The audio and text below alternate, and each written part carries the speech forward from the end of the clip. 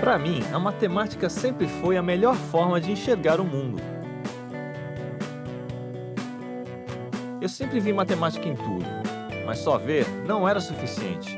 Eu precisava convencer meus alunos que não paravam de me perguntar para que serve a matemática. Então, eu senti o dever de mostrar como a matemática está em toda parte no dia a dia. Matemática em toda parte 2.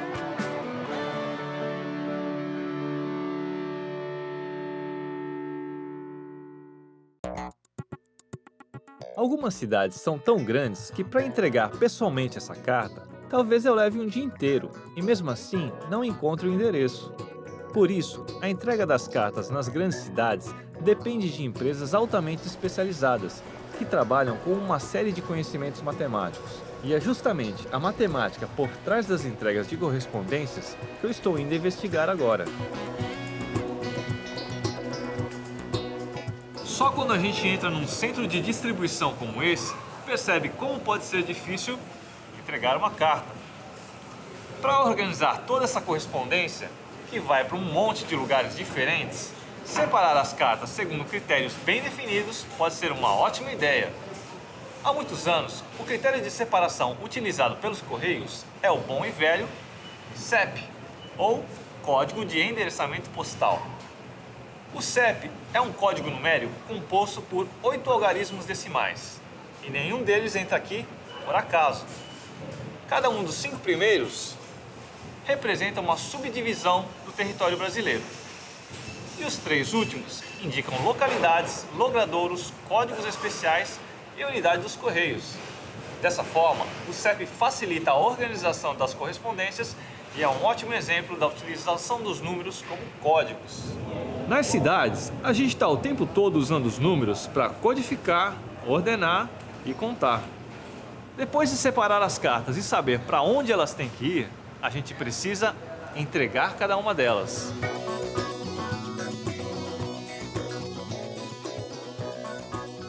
Hoje eu estou no centro de distribuição dos Correios para falar com o Bernardo, um veterano das cartas.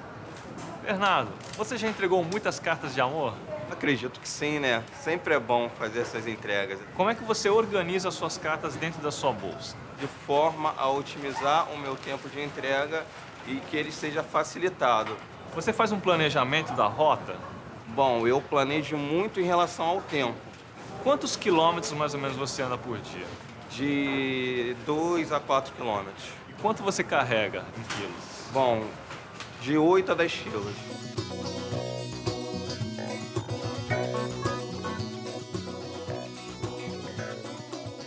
O trabalho do Bernardo levanta uma ótima dúvida matemática. Qual é a forma mais eficiente de se entregar uma correspondência?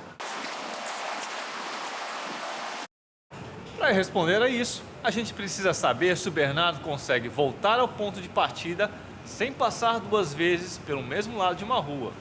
E uma boa solução é representar cada cruzamento como um ponto ou vértice. Dessa maneira. Depois, a gente transforma cada lado da rua em uma ligação ou aresta. Esse tipo de esquema é chamado de grafo. E só de olhar para ele, a gente já sabe a resposta da nossa pergunta. Basta saber se a quantidade de arestas em cada vértice é par. Porque cada vez que o Bernardo entra e sai de um ponto, ele gasta 2 ligações.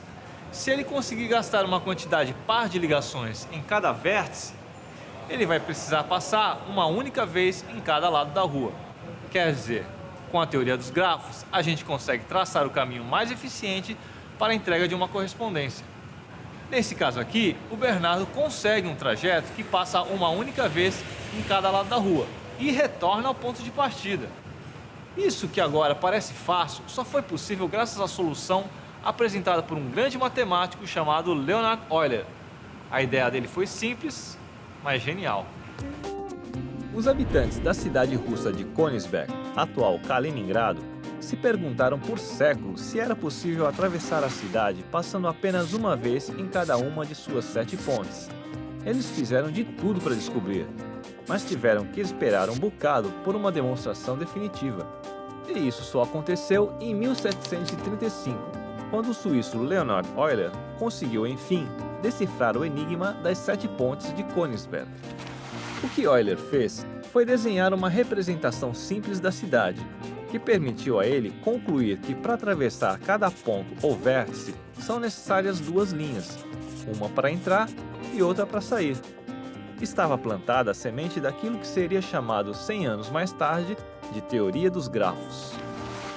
Até hoje, os grafos são a base matemática da montagem eficiente de redes de tubulações, cabos de fibra ótica, redes de internet, sistemas de câmera de vigilância e muitas outras coisas fundamentais para o funcionamento das cidades.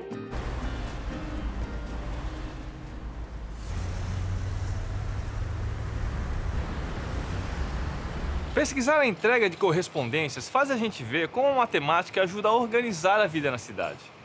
Mas cartas, encanamentos e redes de internet não são as únicas coisas que a gente precisa para viver nas cidades.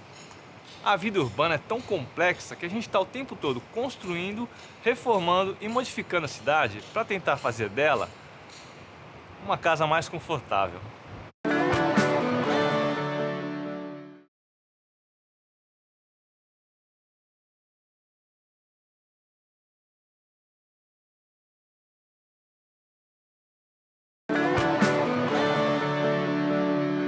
Se tem uma coisa exclusiva das cidades que me deixa de queixo caído, é a arte urbana. Porque os artistas conseguem realmente transformar espaços abandonados e decadentes.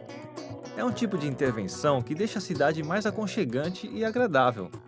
Por isso, me deu vontade de ir atrás de um artista urbano, para entender melhor como funciona a vida desses caras. E como não pode deixar de ser, aproveitar para investigar onde tem matemática na arte urbana. Hoje eu vou conversar com o artista Marcelo Jou, um cara que se suja bastante na hora de trabalhar. Jou, a parte mais difícil do seu trabalho é lavar as roupas depois de pintar? Não, na verdade eu tenho as minhas roupas de pintura e aí sujou, não tem para onde correr. E que tipo de material você usa normalmente? Bom, desde do pré, né, que o grafite a gente também faz em casa, então é papel, lápis, borracha em casa. E na rua é látex, rolo, spray, claro, basicamente, muito spray. E, na verdade, é mais isso, spray e látex no muro, direto. E como você consegue fazer imagens tão realistas? Então, acho que o grande segredo do grafite, não só o grafite, né, mas qualquer pintura que você tenha ideia na tua cabeça ou no papel para passar para o muro, é a ampliação, né? É ponto de referência, a escala. Você consegue ver uma relação entre a matemática e o seu trabalho? Cara, assim, a gente pode não pensar matemática, que é a matemática que está ali, vou calcular agora, mas ela está ali, luz e sombra, aonde bate, proporção, escala, distância, planos, isso tudo ela está presente sim, com certeza. Uma boa parte das imagens que a gente produz tem a intenção de parecerem reais. Essa sensação de realidade vem de muitas coisas, mas a principal delas é a perspectiva. Ela é a responsável pela sensação de profundidade numa pintura, por exemplo. Quando a gente olha essa imagem de frente, tem a impressão de que os objetos estão em 3 dimensões, graças à perspectiva. Para usar a perspectiva corretamente, a gente tem que levar em consideração o ponto de fuga, a linha do horizonte, o ponto de vista e o plano projetivo.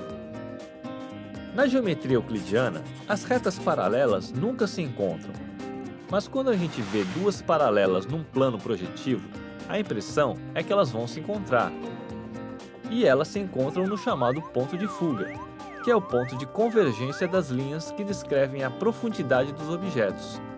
Esse efeito tridimensional faz com que a imagem fique mais próxima da forma como a visão humana percebe as coisas no dia a dia. E é justamente a manipulação correta desses conhecimentos que permite ao pintor criar a sensação de profundidade e realismo em suas obras.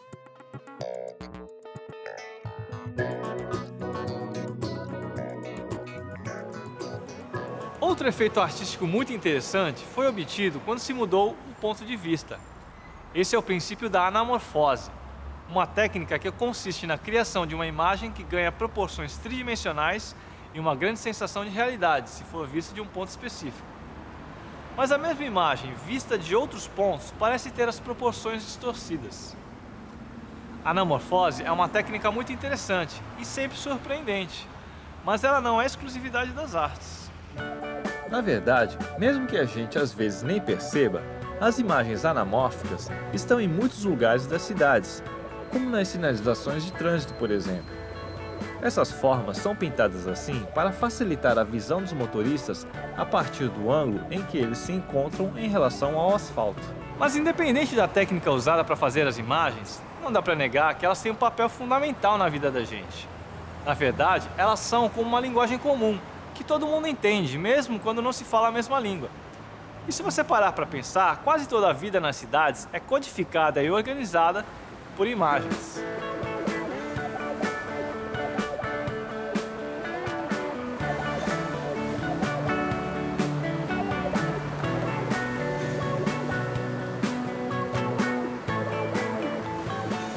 As cidades são muito complexas. É tanta gente e tanto concreto que a gente passa o tempo todo criando novas formas de organizar a convivência entre as pessoas e amenizar a dureza da paisagem.